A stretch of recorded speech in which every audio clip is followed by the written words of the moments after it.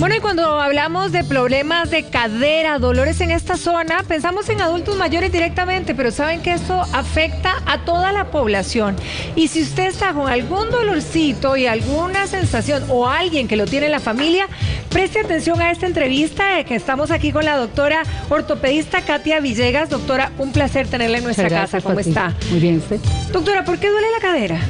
Porque uno diría, bueno, ¿por qué?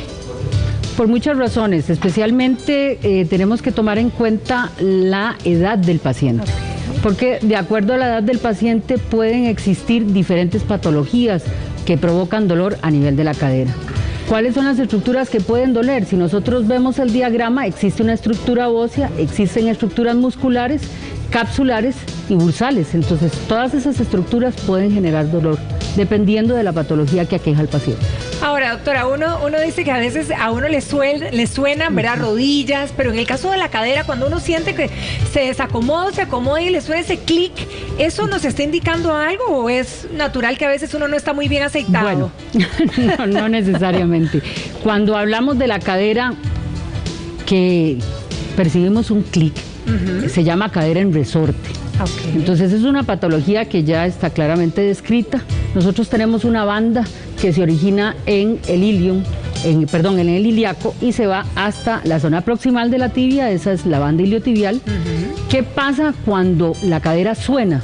Generalmente el paciente tiene la cadera en flexión y una vez que se incorpora y extiende la cadera, la banda iliotibial pasa de delante hacia atrás, pasando por encima del trocánter mayor, que es esta prominencia ósea.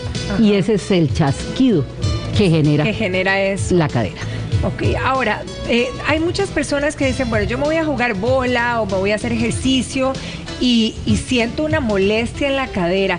Eso uno debería decir, bueno, puede ser eventualmente una inflamacioncilla que tengo, ¿verdad? O me puede estar alertando a algo. Generalmente los dolores, y yo siempre se lo digo a mis pacientes, cuando uno percibe una molestia en alguna articulación, pues debe consultar con un especialista. Sí. Puede que sea simplemente, como dice usted, un proceso inflamatorio. Puede ser. Y de ahí no va a pasar a más. Sin embargo, en los adolescentes uno tiene que tener muchas precauciones. ¿En qué sentido? Los adolescentes pueden tener deslizamientos de la línea de crecimiento, pueden tener trastornos en la circulación de la cabeza femoral o bien pueden tener una tumoración que sea benigna o maligna. Entonces, en estos casos en particular, nunca está de más que un especialista valore al muchacho o a la muchacha, le tome una placa y determine si desde el punto de vista óseo no hay ningún problema y el paciente no tiene una enfermedad de fondo o su familia no tiene una enfermedad transmitida de generación en generación, muy probablemente sea un proceso inflamatorio por sobrecargos o de esfuerzo al realizar el deporte. Doctora, y los niños que, por ejemplo, practican mucho deporte y que se quejan de un dolor de cadera en los niños, ¿esto pudiera eventualmente ser parte del crecimiento o nos está indicando o la cadera no duele, digamos, de crecimiento? ¿Sabe qué me encantaría? A lo mejor para ayudar a papá y mamá y a todos en casa. ¿Dónde es que duele la cadera? Porque además a veces nosotros nos confundimos también. Claro. ¿Dónde duele la cadera? Digamos, si yo digo, bueno, acá.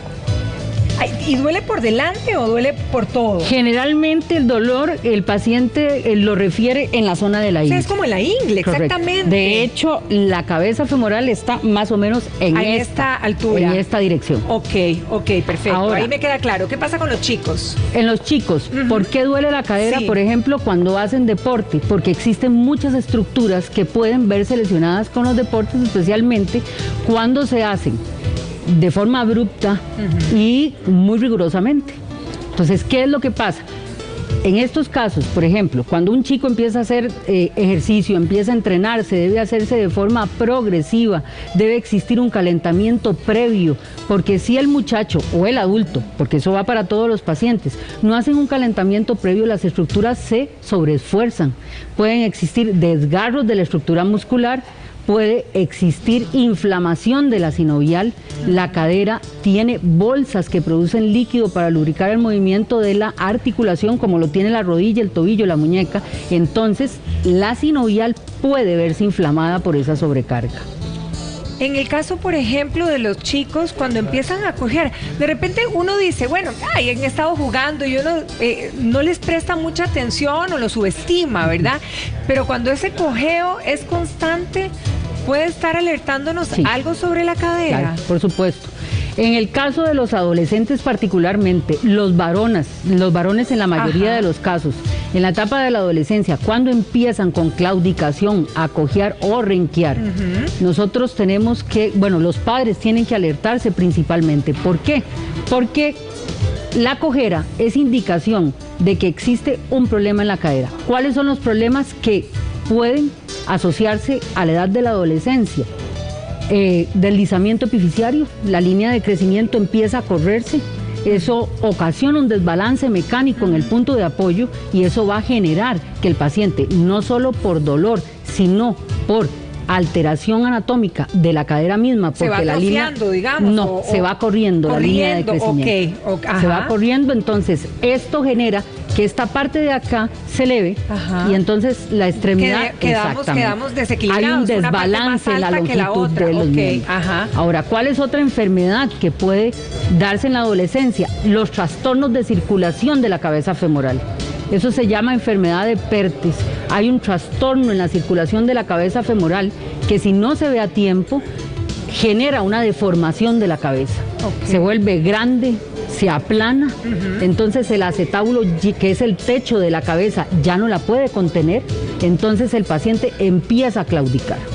Ahora, ¿qué pasa con los bebés o con los niños muy pequeñitos que uno generalmente los está sangoloteando o alzando? ¿Hay alguna manera de ocasionarles un daño a los chicos o verdaderamente tienen que venir con el problema? Bueno, en realidad cuando hablamos de displasia evolutiva de cadera, que es la patología que se puede presentar en los niños recién nacidos o en los niños pequeños, uno tiene que tener educación, por ejemplo, en cuanto a envolverlo.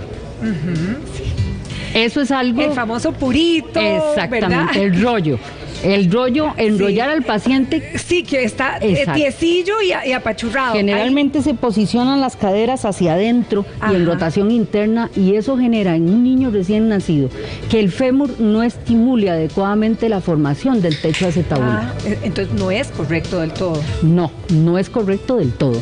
Si lo queremos envolver, tiene que ser que tenga movimiento, digamos. Y la posición en la que te estás poniendo ahora, la posición correcta. Exactamente. Es cierto, porque cuando los chicos además tienen la displasia, lo que hacen es enyesarles aquí, ¿verdad? Cuando se utiliza el yeso. Porque generalmente lo que se utiliza es un arnés de Pavlik. Bueno, ahora está más moderno. Exactamente. Y lo que uno intenta es que la cabeza femoral se oriente hacia el acetábulo para que promueva su adecuado desarrollo. ¿En qué posición? Abriendo las piernas, rotándolas externamente, o sea, se ponen en aducción, en rotación externa, claro, casi a 90 grados. ¿Por qué? Para que el fémur, la cabeza femoral, se oriente hacia el acetábulo y pueda desarrollarse de forma adecuada. ¿Cómo por cuánto tiempo permanecen en esta posición, doctora? Bueno, es tamaño poco, ¿verdad? A veces el tratamiento puede irse hasta 1 año y medio, 2 años. Y eso depende de la evolución radiológica que tenga el paciente. Ok. No hay que dejar pasar un dolor de cadera que sea constante. Pues yo les recomendaría a los padres que no lo hicieran. Bien. Doctora, muchísimas gracias. Para servir. Un placer tenerla aquí en nuestra casa. Igualmente. Y bueno, ¿verdad? Hacer ejercicio, pero tampoco entonces... Sobrecargarse. Sobrecargarse también es importante. Claro. Que pasen feliz día. Igualmente. Continuamos, compañeros.